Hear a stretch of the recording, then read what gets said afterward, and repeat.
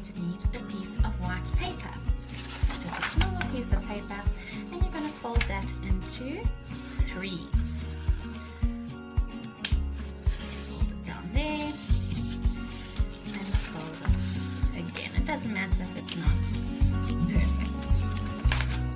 Now you're going to open your piece of paper, and so first you're going to need a piece of paper. This is just a normal piece of white paper, and we're going to fold it into threes.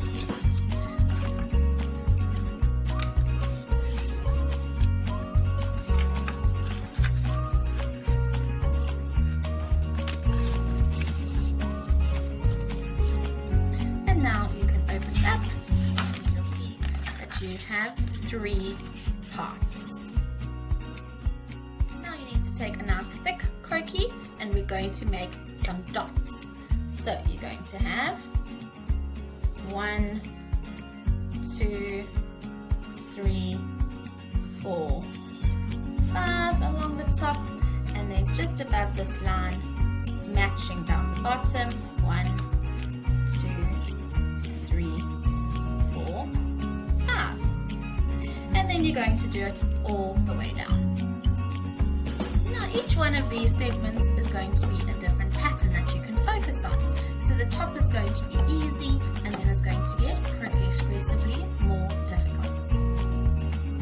Take a few pens or Kokis that you like the colors of and keep those to the side.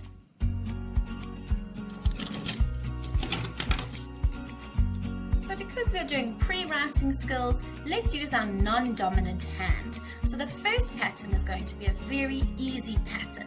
And these are patterns that you can do with your grade R children, and they encompass those pre-writing shapes. So the first shape is very easy.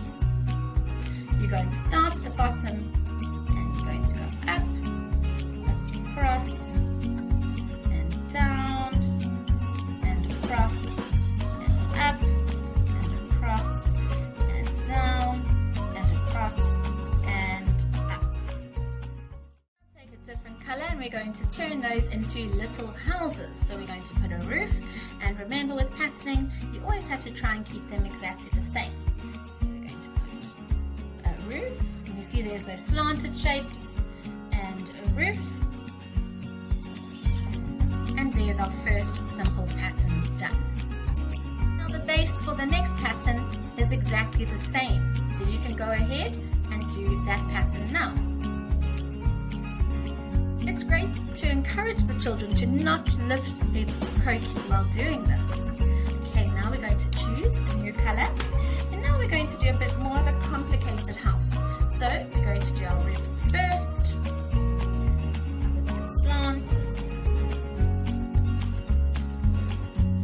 and now we're going to add some windows. So choose a new color, and remember with patterning, you're always trying to make them look exactly the same on the one side, so this side has to be the same.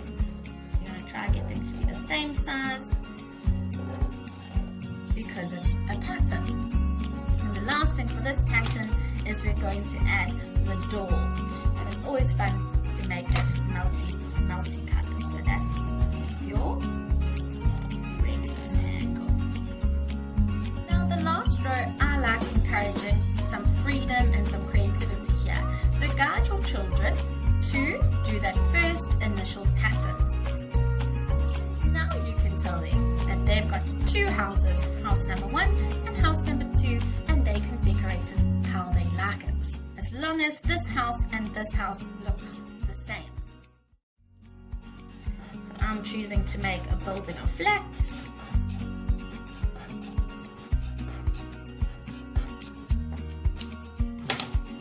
Another color for the door, and it's going to be a wide door, and I'm going to do the same on this one. Some children really take it the extra mile, and they say, well, if that's the house, then this must be the garden or the road. So the girls normally like to put a little garden here, so I'm going to make a garden here to show you, and then the boys often like to put a little car there.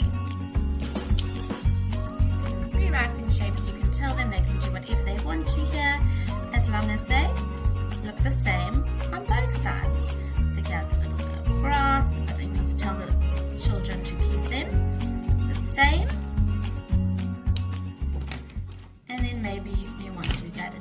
different color, and they can add a flower to this side and that side. So there's your writing patterns, from the simple, more complex, and then giving them some creative freedom.